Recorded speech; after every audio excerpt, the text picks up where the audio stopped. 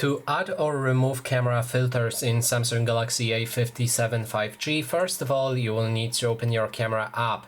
Next step is to click on the photo mode, and then you can go into those four dots, and on the right you'll be able to find three options that work with filters. Actually maybe two, not counting the color tone. So if we go for this icon right here, you'll be able to apply the actual filter to your photo, so you can choose whichever one you prefer, and some of them you'll be able to even download from the Galaxy store.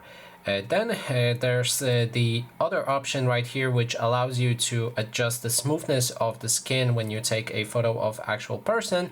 You can then change the tone as well, the jawline sharpness, and finally you can also adjust the eyes, how big they are basically, and you can also turn it off if you don't want it. And that is basically everything. Thanks so much for watching.